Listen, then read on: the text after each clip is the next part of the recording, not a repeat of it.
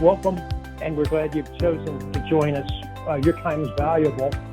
So we've thought out how to have a conversation without actually having the outcome predetermined. It's an emerging community that we're inviting you into that takes the opportunity of a conversation to both be stimulated to a new insight, but then to build that into how a community can hold it, embody it, and take it out into the world. So listen in and be part.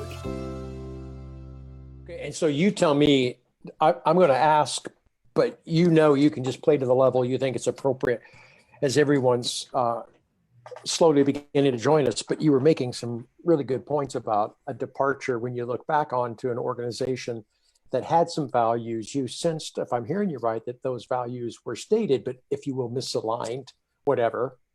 Yeah. Okay. I will generalize. Yeah. I've signed many documents. Yes.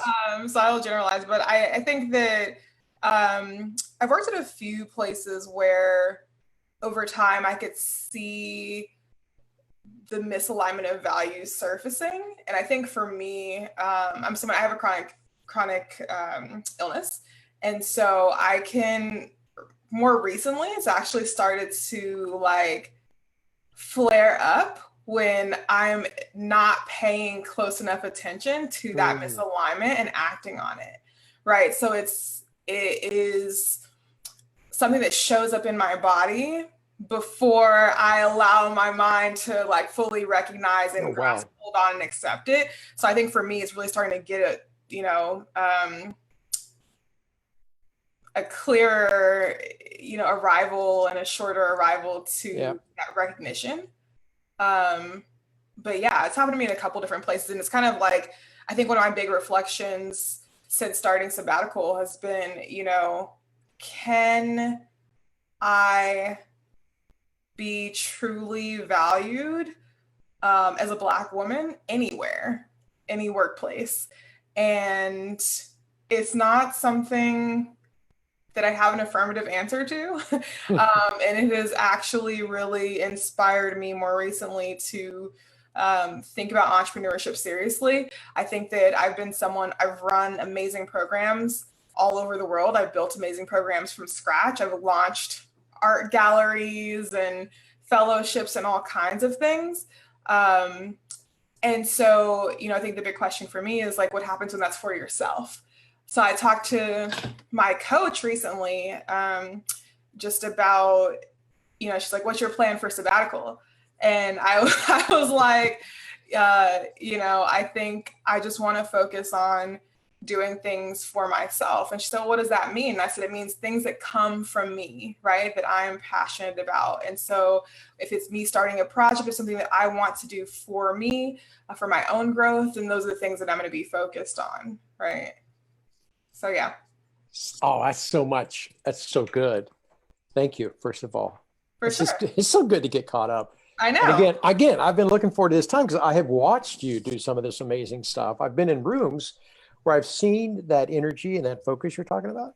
And I'm like, who is this woman? So I really like the idea that you're letting me take a look back and you get information through your body, but you're an athlete, right?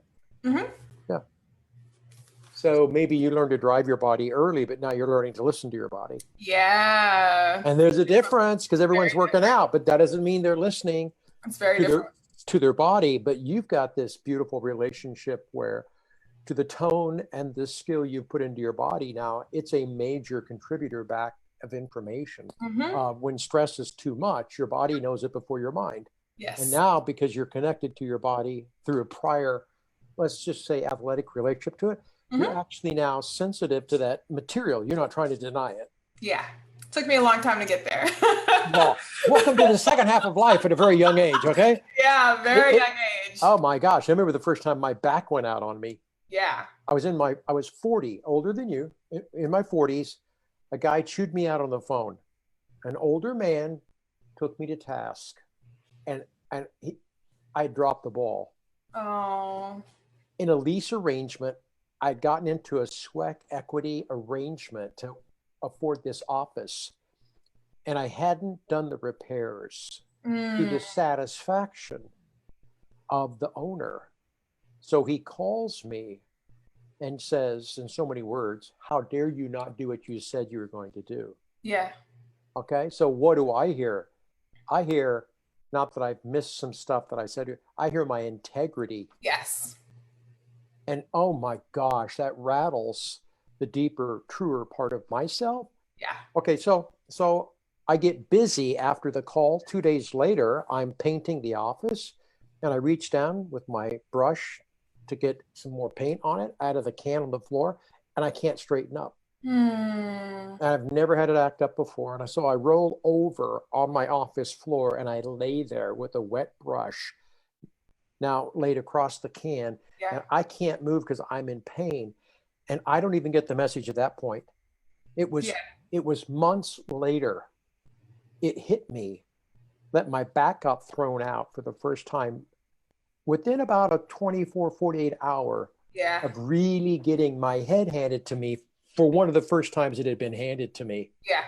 Oh, and then I remembered I had my first case of lockjaw on the phone when he was chewing me out. I couldn't quite talk back. Yeah. I started locking up.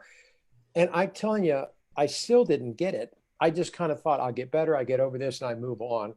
So like, I'm just slowing our conversation down to salute you for actually knowing that your body has a take on reality. Yeah. That is super, that can bring intelligence, and that you're like aware of it to the point you're willing to say, hey, it's sabbatical time. Yeah. It's time to take me into sabbatical. And so like, I love that picture that you gave me of how the body holds information for us. Yeah. And this is my second sabbatical. I learned this time was a lot shorter timeline to recognition, right? But I learned this a much harder way the first time. I was really sick. So I wasn't really able to stand, walk, sit, lay down without some pretty moderate to severe pain. And it got to a point where very good friend of mine said, what is it going to take for you to leave this place where you're working, right? Mm-hmm. It's going to have to kill you, right? Because that's the path we're traveling. So just let me know. I'm going to ride with you until the end. But is that where we're going to let this lead? And that's a great point. It took me some months, but I got it. I got it. Yeah. Well, the first thing, I mean, if you have an athletic relationship to your body, you're like, no, you don't stop. You push it. You stretch and you exhaust that muscle, and then you let blood flow in a renewal time, regenerate, and now you're stronger. So when somebody says, hey, at work, you're showing some signs, your body is, you're like, but I can push forward.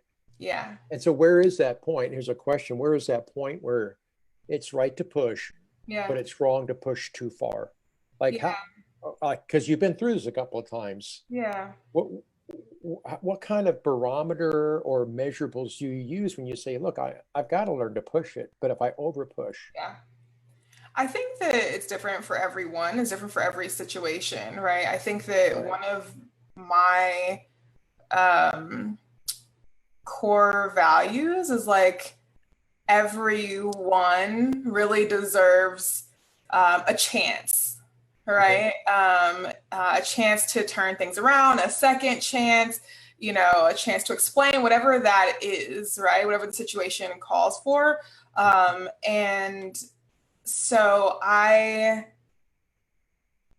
think there has to be a line on that though, right? For me, because that's something I hold at my core is like, everyone deserves a chance, right? Even if it's unearned. That might also apply to the company I'm working for or my supervisor, whatever that is, right? But I think there's a line where something, a situation crosses your boundaries or misaligns with your values. And that's when you have to say, okay, I have to pause here and really evaluate. And so I think that, whenever I find myself kind of questioning more than once, the more than like after the second time. So when we get to the third, it's like, okay, maybe I need to like think about this through a more critical lens. And I've also found that, you know, there are things, everything happens for a reason. So there are things happening around you that may even be pointing it out. They might not even be in your body, right? And so I think when I start seeing all of those things, plus now I'm to the second, third time of, you know, asking myself that question, is this where I'm supposed to be? Is this feel right? And I don't have a strong affirmative, then I think it's time to check in and make some changes. Start and learn to trust that. Would you say Yeah. that's developed more as you've had more experience to know how to work with it? For sure, for sure. I mean, I even think back to, so I've had this condition for about a little bit over 10 years. And so it affects my spine, right? And so I remember like the first time I really had a flare up and my doctor's like, hey, look, you're gonna have to stop playing volleyball, right? Which is my sport of choice. Oh yeah. And that was a tough pill to swallow. Even when I remember it, I'm like, that's tough, right? It was a tough pill to swallow. And so I was like, okay, fine, I get it, you know? And so sends me off physical therapy, do all these different things. And I start to feel better and get more mobile. And this is years ago. This is like, probably still in my early 20s. So then I say, okay, I'm feeling better. Is there any way that I can start working out again? You know, because he's like, don't work out. Don't even play volleyball, don't work out. Oh, tough. And I said, can I start working out again even a little bit? And he was like, maybe, what are you thinking about doing? And as someone who's trained really hard for volleyball, I was like, oh, I'll suggest something small, right? I was like, I just want to run. And he was like, oh no, absolutely not. You can't run. You can't do, he's like, maybe yoga and Pilates. And even that, you have to be directly supervised by an instructor. Oh, wow. Right? Oh, wow. And I said, I can't run? And I was like, I don't even like running. I just suggested that because I thought it was so minimal. And he says, and this is a thing that has stuck with me for a long time since then, right? This is over 10 years ago. He says to me, well, what would make you feel like you were exercising? What is exercise to you? And I said, exercise is when you are completely exhausted. You've given it everything you have and you can't go on. And he looked at me and he said, I think you need to change your relationship to exercise. Oh, there you go. Wow. Right? Wow. And I was like, huh. Exactly. Huh. Like, who would that woman be? Like, you know? I don't think I've met her. Yeah. Oh my gosh. No, you walked us right up to a moment when a lot of us are given information through our bodies or through whatever it is that is trying to greet us to the path we need to get aligned on. Yeah. And it's not the one we came to this point on. Yeah. And the one we came to this point to get this far has been a good one. Yeah. And it identified us. It gave us some powers. It related us. It socialized us. You're probably competitive in nature, I'm guessing, but it gave you the chance to do that in a playful way with others. Yeah. But that's not the path that you're going to get a chance to keep going on, at least in the same methodologies. And boy, when we get greeted in that moment by the news that you were told, it's like, yeah, who am I now? And I didn't see it as an invitation when news of sorts in my life was given to me like it was in yours. Yeah. I wanted a very able body to pursue all of my goals in, because the more able I was, the more goals I could do to make the world better. So when you started to take away the freedoms of my abilities, see, now you're monkeying with the value of my life as I had been visioning it forward. Like, who can I be? Others will have to take care of me. I won't do all I could do. I will be the weaker in the room when in this particular area. And I'm like, not me. And I didn't see I was being greeted into that liminal space we've talked about, that threshold of like, look, what if there was something to leadership that didn't just come by strength or abilities? And I just went, now you're talking over my head. Yeah. because everything I know is about me being strong and having Yeah. absolute permission to chase whatever I want as I want. Yeah. So thanks for listening because you're letting me ramble. But I like putting that back onto your story because you're living it out so well. So like, okay, so you get the news and you think running might be the nice thing to offer. And the doctor goes, absolutely not. It's like Yeah. Pilates under supervision. So like if you would mind to take me a little bit forward after that. So what do you do? Is it depression? Is it, I want to try new things?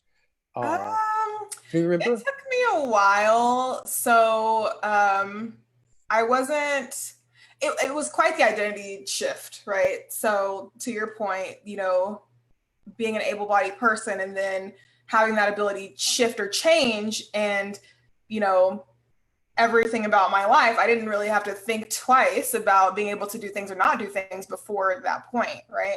That's right. Um, so it's quite the shift, and I'm very lucky now to like be mobile. And I wake up every morning and I, thank God and praise the universe, and I'm able to get up and stand up and breathe, even, right? Because those things weren't always easy, right?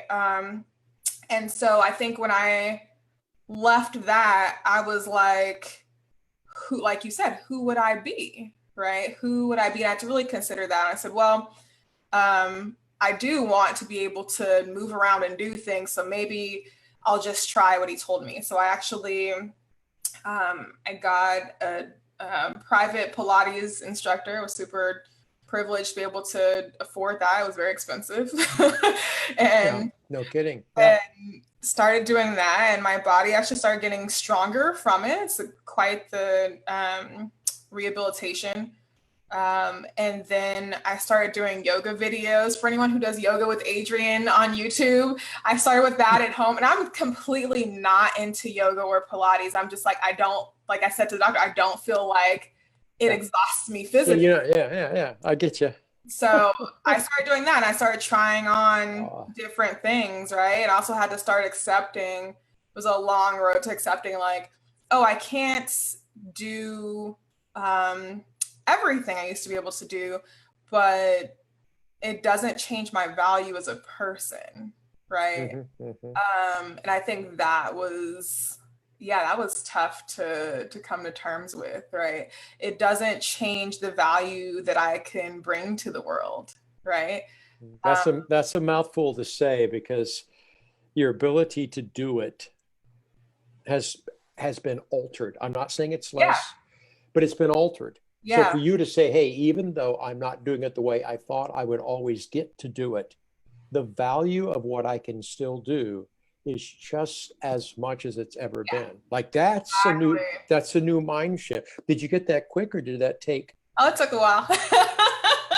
I know we're both laughing. I mean, I kind of knew that answer, but every once in a while life comes to you in such a moment of salute that Yeah. it's a quick pivot. But this Hmm. sounds like it's a deeper like, could it be? Could it be? And you just tied two things in for me in this could it be space of some time to change and transform. And one, it was uh, gratitude Yeah. was given to simple things that would Hmm. have not have been seen as a cause for gratitude prior. Hmm. Yeah, absolutely. Actually, some of your life got valued that you didn't even value as the Exactly. value you wanted to bring out in the world was getting Exactly. radically challenged. But I Exactly. kind of like how you just put that out in front of us. It's like, I was looking at the performance of a future me that would become valuable. And when that stopped, because my body said it's not going to happen that way, Yeah. you had to begin to see the everyday world you woke up in as now here's the new value. I'm Yeah. breathing. I'm able to stretch today. I can make appointments and keep them or whatever it was. And it seemed Yeah. like there was a return to your present life as value, which is a very beautiful thing. I'm glad you're reminding me of as we're talking. I'm always trying to get present, right? Yeah. Okay, very cool. Um, okay, I want to put two things together, and I want to be sensitive about how I ask this. So Yeah. you probably forgive me 3 or 4 times during this conversation, but just because we trust each other and we can mine hopefully some new paths, because this is certainly not sketched out before. You said earlier in the call, I want to know what it is to be a Black woman with leadership showing up in this world. Hmm.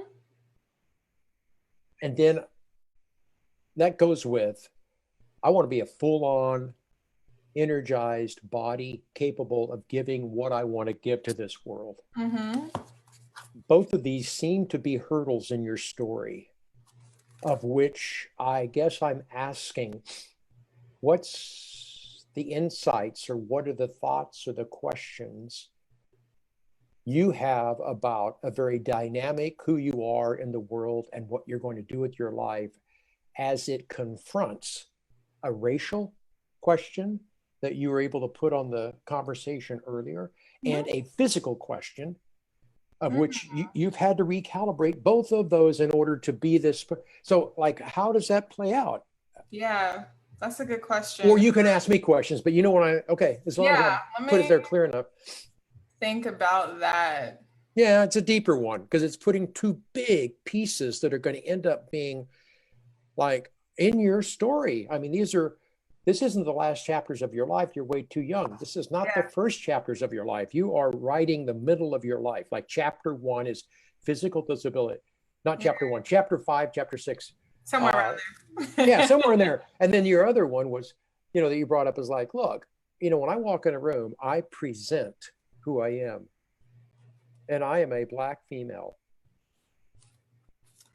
Yeah, I think the common thread in both of those is really around value. And so the thing that had to precede both of those questions was a groundedness or a certainty in just the inherent value that I have, right? Whether it be from my experience or just what I'm bringing to the table, right? And it's not wrapped up in my identity. It's not wrapped up in my physical ability or not, right? And so just coming into a sense of groundedness about, myself, right? Okay, all right. So that's a great, wow. Okay, what a response. Every once in a while I'm talking to Damien and he'll go, okay, you got to say that again. I just had that moment with you. It's like, that's good because I so appreciate you saying, so I had to go deeper. Yeah. Okay, very Einstein. The level the problem's on is not the same level we can find the solution. The mindset that caused the problem, we got to go under it. So you just went under it and you just said, look, those are very real challenges. And so I had to go down and I had to go into and use the word identity, and you use the word intrinsic value, I think I heard. So how do you taproot this powerful woman that I think you are into that kind? How did you get it? Where do you go to get that? What do you do to let that encompass your life at that deeper level? I think that obviously this is a story. My life is a story and it's a journey, right? I appreciate that. Absolutely. So it wasn't always that way, right? And it also wasn't like, I woke up one day and I realized like I have an inherent value of the human being that I am, right? I think that the before, right, picture of that for me personally was I'm a pretty logical and pragmatic person. Okay. And so I'm sure they say if someone keeps telling you something, like if you have a child and you keep telling them, you're really smart, then they'll grow up and they'll believe that, right? And to the contrary, if you tell them negative things, then they'll internalize that as well. And I think for me, I was really blessed to have really amazing people around me, which I don't think they were like yes people, right? It was just friends and family and coworkers who would be like, this is a strength that you have. This is value that you bring to the table, and reminding me of that. And I think for me, because of how logical I am in my before picture, before the realization of my inherent value, it was like, okay, well, if this, then that logic, right? If people keep saying this thing, then it can't be that I don't have any inherent value, or that what I'm bringing to the table is not worthwhile, right? It has to be. It would be statistically improbable that so many people would continue to say the same. Absolutely. Thing, right? Absolutely. And so it's like, okay, well, let's try to sit with that, right? And I think for a lot of people, compliments are hard and all of that, right? And so for me, it was like, okay, well, let's take those compliments in, let's internalize them, right? Way to go. Yeah. And then from there, let's like really objectively evaluate like what value have you brought and created to places and spaces in other people's lives, and then sit with that and then be able to accept it and say it and own it, right? And let that kind of Oh, that's beautiful. filter into who you are and what you can talk about when you're talking about yourself, right? And not be off-putting to you, or you know, you not fully believe it, but really sit with it and absorb it. So there was early on a Lajuanda that was built up by the community or the voices in her early life, and then in some of the early professional that named you as, these are your strengths. This is who you are. This is how we see you. And so that file was open, and that was appreciated. It was somewhat a compliment. It's like, oh, thank you yet again. Thank you. I know these things.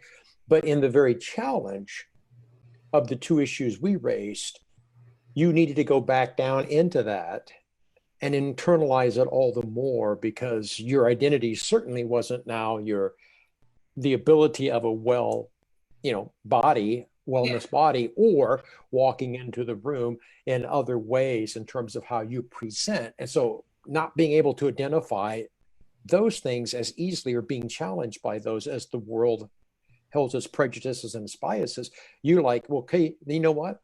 That kind of community isn't going to tell me. The messages I'm going to buy is from the ones who knew me better. And I love the way you said you owned and internalized the messages of the true community. Yeah. Because there's another community out there. Mm-hmm. Yeah. You know, they're called organizations, and they've got their measurables, and they're not all wrong, but they're not all right. But they're certainly not permitted to give us our identity. And I love how you said in the challenge of that, I more went down into the places where I could believe the truth about myself, and reorientated my life in the face of the challenges to say, this is my grounding. This is my, am I saying it right? Am I saying it right? Absolutely. Gosh, I wish I could do that for everybody in the world. You know, what you just did for yourself, I wish everyone was able, because we're all challenged out there in the public self, to have the internal ability.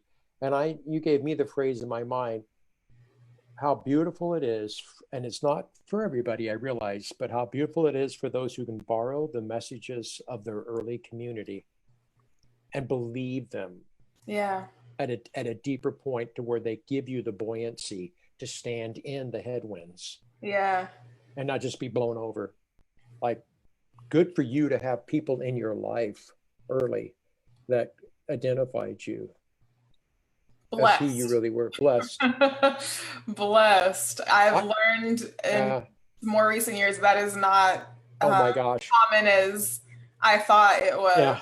I bet if I walk around invisible in your world and just follow you through 7 days of wherever you go, I bet my meter, if I had one, and I'm standing within 6 feet of you appropriately, I bet the meter of how you call others out and encourage people goes off pretty strong. Yeah, I try. Because usually the gift we've received that's really integrated and meaningful is kind of how we use our voice out in the world. Yeah. So this is what's kind of cool, because I'm hearing your heartbeat now, because when you go out in the world working with people that are going to have the challenge of a racism thrown in their face, or going to have the challenge of an ability, those people need to have a voice in their life telling them, and you're that person. I mean, that's your leadership coming naturally out of your story. Yeah, for sure. That's powerful. Yeah, it's been a real blessing. I've been really fortunate to have the opportunity to just like work with folks at a particularly crucial time in their path, right? You know, I did recruitment for UC Berkeley for a while, right? So working with like high school students, trying to get them in to university, right? Oh, wow. And my last role, I was working with professional software engineers who were looking to level up in their careers, be it a raise, a promotion, all of those different things. And so been really blessed to, have people be like, hey, you did this thing, and it actually shifted where I was going, right?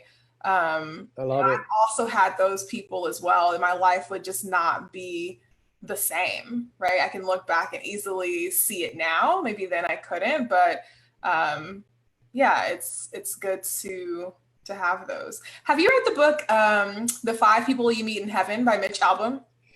I walk by it in my favorite used bookstore all the time. Should I? No. You No, should absolutely read it. It is. Okay, I'm going to write it down. For me. I'll be like, it's life changing, and it was not for you. But and it's called The 5 Conversations. The 5 People You Meet in Heaven. 5 people. Okay. Yeah. So why? So I mean, I'm going to ask, like, what's it about? I'll get it on your recommendation, but like, what is marking that book is so special for you?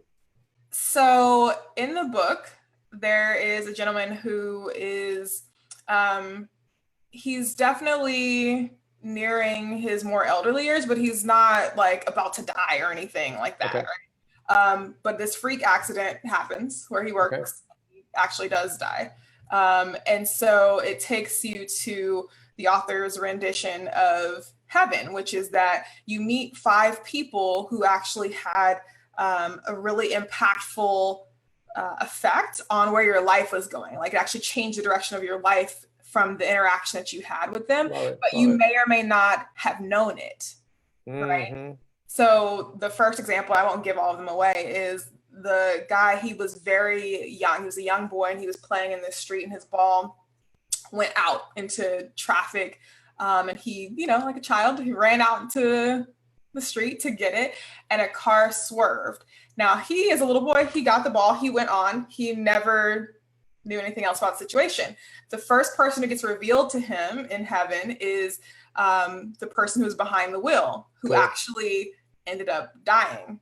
And in the swerve? In the swerve situation. Oh, so it cost him his life to spare the boys. Oh, wow. Yeah, exactly. Wow. So you meet these people, and then you kind of get into a level deeper about their lives and what's going on at the time. And, the guy had all sorts of skeletons and challenges he was dealing with, but you get to see how intertwined people's lives truly are, like completely unbeknownst to the people that are crossing paths, right? Completely unbeknownst. So it's a really good read. It's a really good read. So do you see your life? I mean, you brought that up at the same time when you were telling me about your work with either high school kids trying to get into UC Berkeley and or software engineers trying to move up into the rank and file of being noticed, being paid fairly, being able to. So like, that's where the intertwine of your life wants to be meeting others, is when there's a trajectory moment. Yeah. Somebody gets a new course because they got a half hour with you. Some student got into a freshman year because you helped them. And so the story changes because you at some point intersected them. Is that cool? Am I hearing that right? For sure. So every year I try to do a set of reflections, like around New Year's, first month of the year, and reflect on all my gratitudes for the previous year. And then I have a series of like 7 to 9 questions. And one of them is, what do I want to be known for? Right? What is my legacy? I love that. And so one of them is that I care for the growth of others, right? I care about the growth of others, and I invest myself and my time into the growth of others. And so, yeah, you're definitely hearing that, right? I love that. That is the impact that I hope to make. And I've been, again, really fortunate to be able to like hear some of those stories back, right? Where someone was like, hey, do you remember you visited my classroom when I was in high school and I told you I got denied from UC Berkeley and you told me to appeal, and then I got in, I'm here now, stuff like that. And it's like really stopping and thinking again how our lives, no matter how big or small, and our interactions can really change the direction of other people's lives. Big time. Yeah. I love that.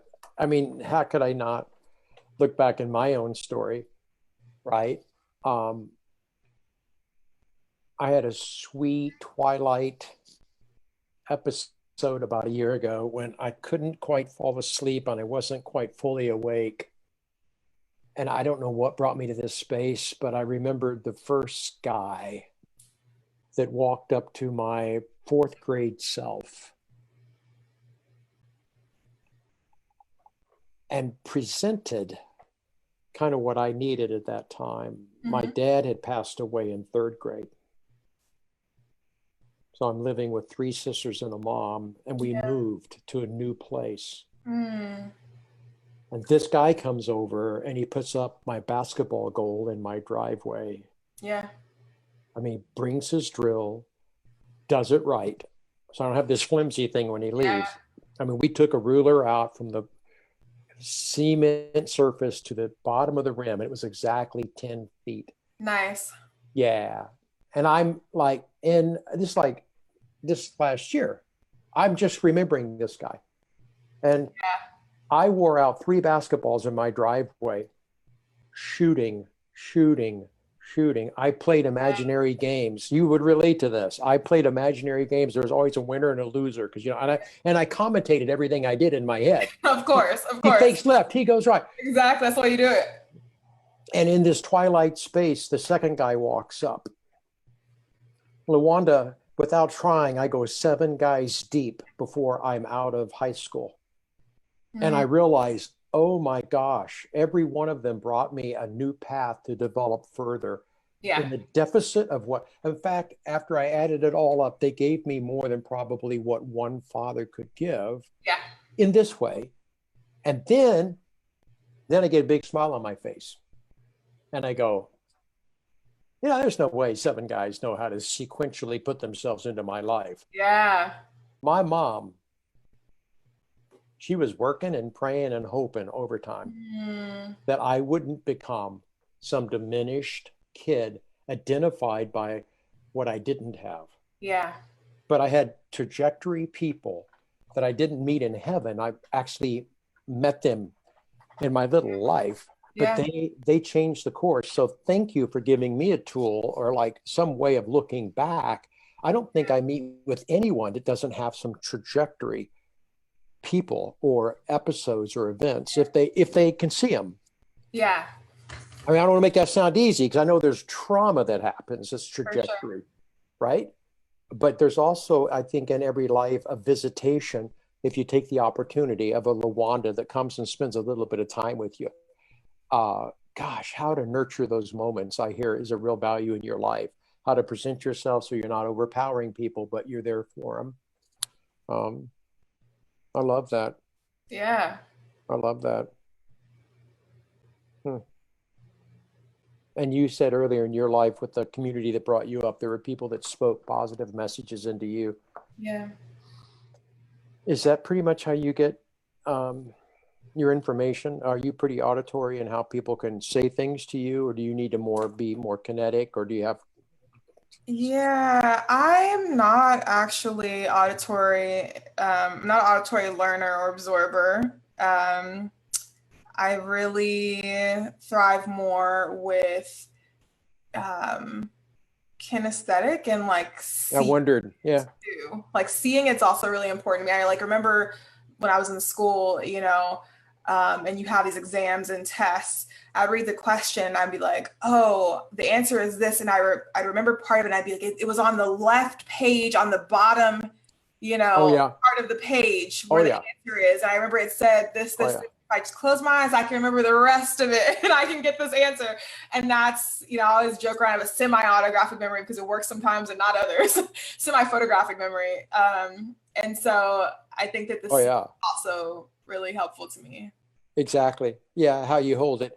When you were saying the ability that was taken, like from the, the news of the doctor we were talking earlier, you learn so much through your body. And like you're telling me again, hey, the way that I really get my information oftentimes is kinetically or through touch or through my body.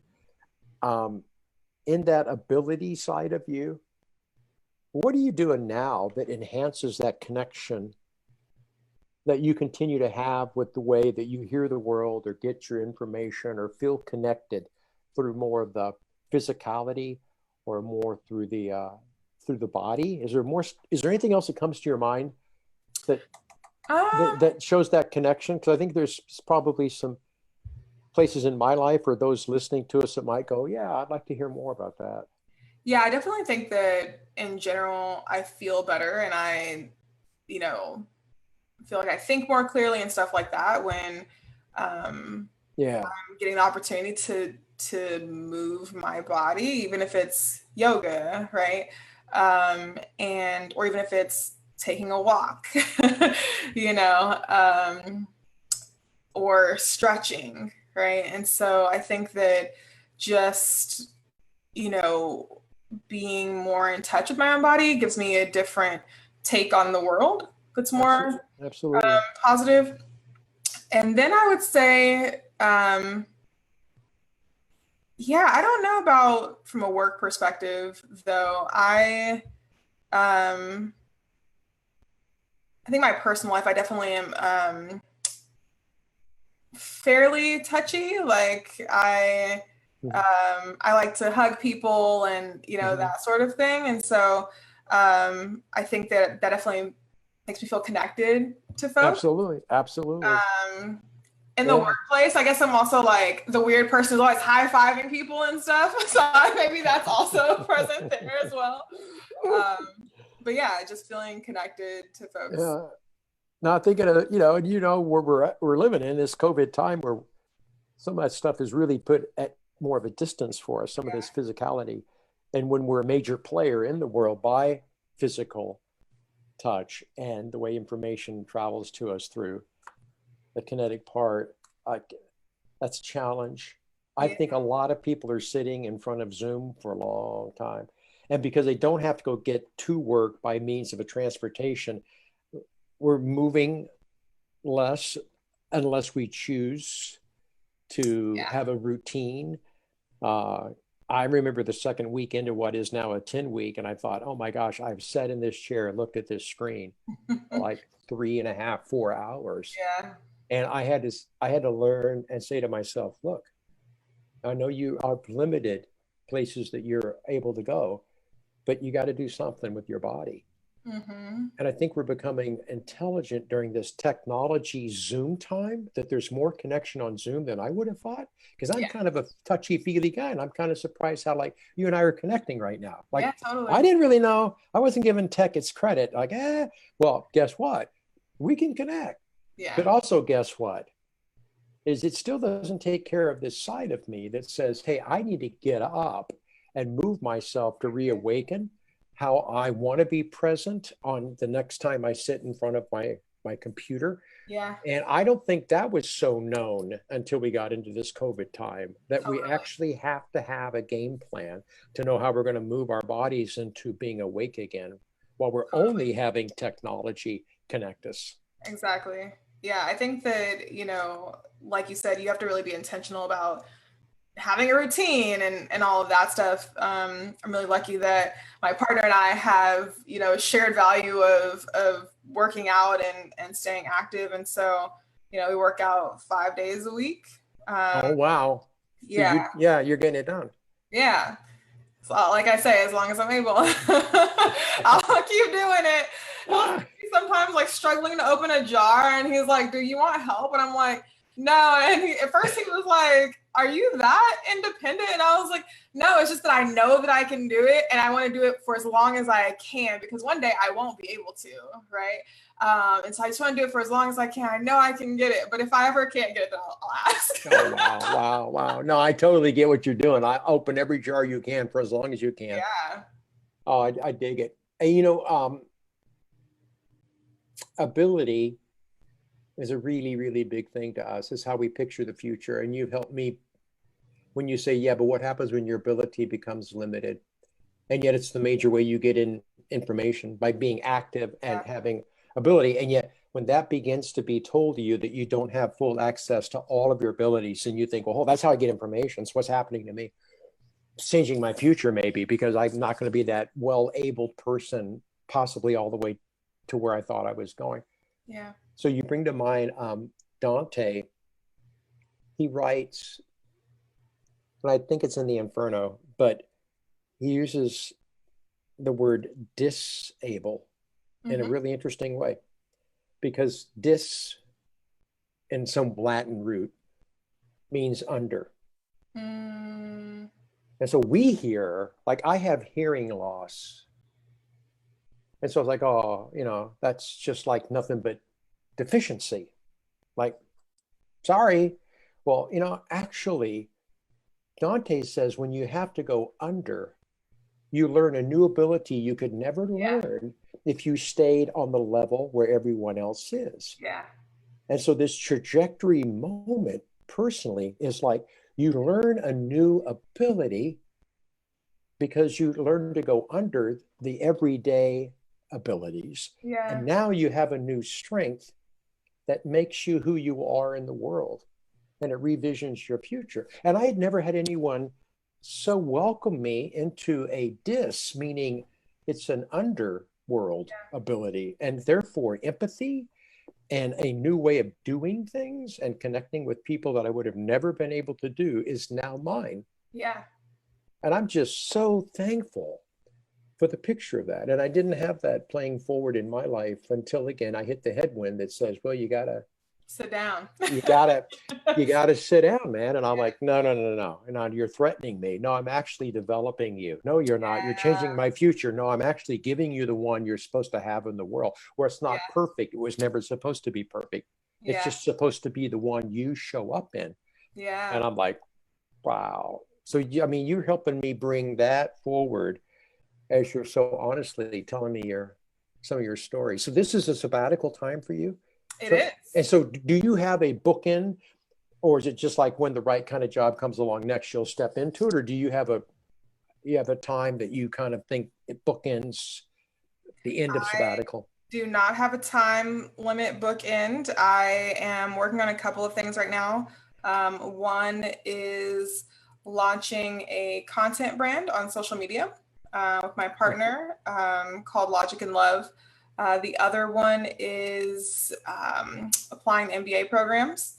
So now that I've put that out there, I have to do it.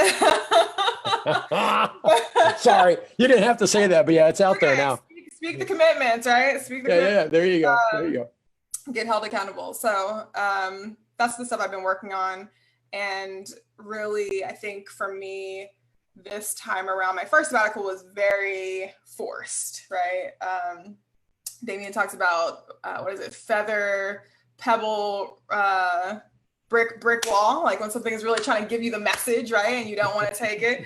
I like it. Feather, pebble, wall, brick wall. Yeah. I love that. Okay. And it's all the same message. Yeah. What's it going to take? Message. You're not getting it. So it's trying to get louder and louder, right? Until it stops. Oh yeah. So I think my first sabbatical was like brick wall, 100%, right? Like it was like, no, you're not getting what I'm saying here. Yeah. But this one definitely is more, I think, like feather, pebble range. And so I think my goal for this one was really focus on things that are for me, right? And so whether that be things that I am building because I want to, or whether it be, self-care and learning new skills or whatever that is, whatever that looks like, things that are for me, that come from me, that grow and regrow me, right? And really taking that time to focus on self in a way that's regenerative. Gosh, I love it. So, I got a question because I love that priority. You know me well enough to know I champion that. Again, what is the line, or where is the interface to this dynamic woman that's looking at the world saying, I'm getting ready for you? How do you make sense of the internal self-care when the dynamic world is all out there waiting for you? Like, what's the interface? How do you hold both of those in a time when you're saying, look, Barry, for me, it's going to be self-care? And I know you well enough. You've said earlier, you care about youth, you care about software. Yeah. So like, how do you hold that space without just feeling like, this is pretty selfish, or no, this is just self-care. Well, it looks a little selfish. No, it's actually self-care. Those voices that go off for us. Say just a little bit about what your experience has been being in that self-care mode. I think the brick wall from the first sabbatical, that message really helped me. Mm. Yeah. Like it knocked the guilt out of me, right? It was like Nice. you have to. And so the gift that I got from all of that, and the gift that I've gotten from really having to reconsider the ability of my body, right, on a daily basis, right? I think that the gift from that was, like you said, the relationship that I have with my body has now become two-way communication, where before it was one. It's like, I'm pushing me. I got into a accident once on a motorbike, and I hurt my tailbone very badly. I bruised it. I flew like 15 feet in the air. Oh, that hurts. That hurts. And I was like, I feel hurt, but I'm gonna walk it off. Right? Meet Lajuanda. And I can take this and more. You know, so that's that one-way communication. I didn't walk very far, by the way. But good. Now it's like I get the blessing and the privilege, and just to be able to feel myself, right? To feel like I'm a little too stressed out, or, oh, I feel tension in my back. Let's address that now on the front end, the early signs, then like you're talking about, until my back goes out, right? Which is, it's gone so far past the point, right? That's right. It's brick wall point. Exactly. Brick wall. So I think that now it's more of a like, oh, I know I have to, right? There's a certain amount of like maintenance that goes into my self-care, that when I start like lagging on the maintenance, I can like feel my spinal pain flaring up, right? And so it's like, oh, these are correlated. Bingo. Well, I love what you're saying, because you got a very clear measurable that you're only as good out in the world on your mission, your vision, your impact, as you are in taking care of yourself. Yeah. And I think I honestly think it's a gift in your life, Lajuanda. I talk to a lot of people, and those don't connect. Yeah. They literally think they don't have a body and they just have a job. Yeah. We've been in incubators before where people act like they don't have to take care of themselves. They're just there to chase the impact. Yeah. And of course they crash before they even get to the impact, because they deny that there's a direct relationship to, if you don't journey inward and take care of yourself, you cannot journey very far outward. Yeah, for sure. And you get that because your body actually says, I'm not doing it with you. And you're like, okay. That's exactly the message. And it's not a perfect thing, right? Like, there are times where I'm like, okay, I have this event coming up or this thing, and I know I'm gonna have to stretch myself this far, but I also know like I'm gonna have to recuperate. Yeah, the day after, the next day. Yeah, like for a few weeks, I'm gonna have to like take some time and do things little by little and really recover. And like, that's completely okay. Yeah. That's completely okay. So I think that first sabbatical really knocked the guilt and the selfishness feelings out of, really focusing on self-care. And I think also too, I read something once that talked about how, self-care isn't all like massages and baths, that it's also like, deep reflections and coming to face internal challenges with yourself, and writing and like learning new things, some of which are not easy and don't feel like, I'm being pampered, right? But that all is still self-care. Thanks for saying that. Thanks for saying that. Yeah. Well, that's why there's not self-care. Yeah. Because when people start to sit in the solitude of their own lives, they get very discomforted by what comes up for them that they're asked to deal with. Yeah. They would rather stay on mission in the busyness of the activism of their life, which really begins to become quite a rut, or it just becomes tied to a sense of distraction. And it's like self-care unlocks the person that you're looking for, not the busyness. Yeah. And when you find that person, that's who you're supposed to be in your next commitments. That's why you're actually supposed to leave your house and go somewhere, because you actually know who you are. Yeah. Instead of like, hey, I'm out here in all these busy places kind of looking for myself, because, it's supposed to happen if I just do enough. Yeah. And we're like, oh, you don't have to do enough. Like, if you mean you're doing 20 things a day to find your meaning. Exactly. No, it's actually if you know yourself, you can do about 3 things. And I'm like, that's your work today. It's the 80-20, if you will, if I can jump there, because self-care helps you describe where's your impact really grounded on. And you're like, by your body, you're like, no, I don't take dumb appointments. I don't take busy, tell me I'm important type meetings. Yeah. Because my body won't let me. And secondly, you don't sound like you're missing them. as I'm just experiencing, like, oh, I miss so much of my distracted living. No. Like, oh man, I'm so freed. And you actually get a medical release. The rest of us are like, oh, I just have to have a better boundary. You're like, I just can't. My body told me. Exactly. And some folks ignore, like me before, I ignored the little signs my body was trying to give me, right? Until the brick wall. Yeah. But I think now it's been really cool to be able to be like, okay, I'm going to take that time, right? And some of the stuff I've gotten to do since I've been off is like, we started a garden out back, right? Which is not easy. We've made wine. We have baked bread, a lot of this is good stuff that takes a little bit of time and patience and practice. So, oh my gosh, what'd you plant in your garden?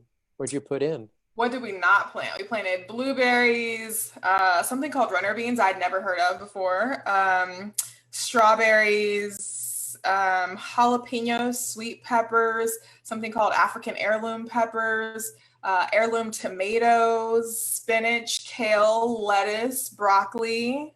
Oh my gosh. And we have a whole bunch of seedlings that we're starting in the house. You live on an acreage, I take it. No, we got planter boxes and we're just making it happen out back in the yard. It's How great. cool is that? Yeah, it's awesome. My friend, I've got an old friend of my life that put a garden in. He lived back in Tennessee, and he had to take a business trip after he put the seeds in the ground. And he thought, should I mark the rows, because I won't remember what I planted and then he pondered again and he went, you know what? I'm not going to mark the rows. It'll be gone for a week, because actually embedded in the seed of everything I planted is the DNA of what it's going to be. Yeah, it's pretty cool. And so, isn't that cool? If you'll self-care and ground yourself down in where you're supposed to be, you'll grow up and be exactly what you're supposed to be in the world.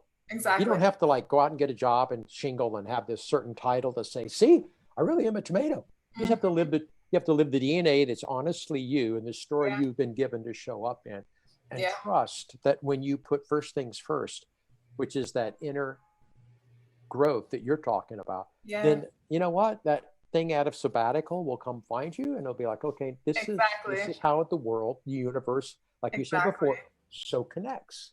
And that's what happened in my first sabbatical, actually. I did a part of my reflections that I told you about, my New Year's reflections. I did that. And I think the prompt for that question was, what type of work do I want to be doing? Or what do I want to be doing in my work? And so I wrote a page-long reflection.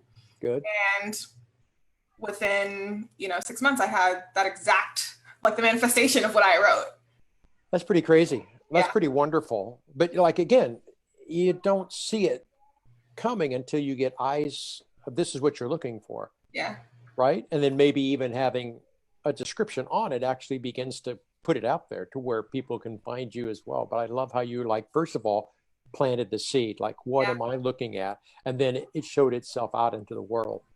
And that reminds me of, it's the last thing I'll say, I think we're getting close to an hour, but one of the things that I read in one of the garden centers we were picking up supplies in, it had a quote, and it said, gardening is one of the closest things you can do to get to the core of witnessing creation. Right? So when you talked about the, planting a seed and just growing into what you're meant to be growing, being witness to creation is not about externally marking something with exactly it. What you think that it is. That's exactly allowing it. To be what it is. That's beautiful. That's a perfect wrap to what you just let me do for the last hour. It's just to hold witness to this woman I'm seeing on a screen who I've known in rooms, and to hear you name the struggle that's causing you to come forth. And I just stand as a witness to the early community that said, hey, you're worth something. Yeah. These are your strengths. And then you took them into the headwinds that you listed of those two things, only to be able to listen to this strong strength of your body saying, hey, take care of me and I'll get you everything you're made to do. Yeah. Right. And I just get a chance to pull up for an hour and just witness that. And it's such a pleasure because I don't have to fix anything when I'm a witness. I just get a chance to believe that in the truth that you already know, it kind of starts to get revealed and dusts it off. It gets resettled. I'm going to leave the call feeling stronger about my own life, witnessing yours. Thank you. Isn't that amazing how it kind of goes? How we kind of carry each other into the next hour, like just connecting is a powerful thing. But thanks for doing this. Thank you for just so willingly sharing some of your story and some of the insights. Like this, here's what I wrote at the end, this willfulness of the early Lajuanda, like willing the volleyball, is turning into this generous person who's offering willingness. Like you're not so much in control like the young one is, but you're getting to more places than control could ever take you. Exactly. And your willingness to listen to your body and your willingness to show up in the world is now presenting us this part of your life I think is really growing. Yeah. Impact and beautiful, but because I know you got plenty of willpower. I mean, I get it. I love the way you're allowing it to be led. Okay. I hope there's more of this. Okay. But till next time. All right. Till next time. Take care of that. Thank you. Take care of that garden. Okay. I will. Have a good one. All right. Bye-bye. Bye. So that was another conversation. And again, thank you for joining us because the contributions each of us made and built on gave us not only something to value in the moment, but now we walk that out into the world. So the purpose of Be Do Labs is not just to grab time from you, but to actually give your time more purpose in the next step you take in your life. So embody it, practice it, and come back for more. Thanks for being part of our community.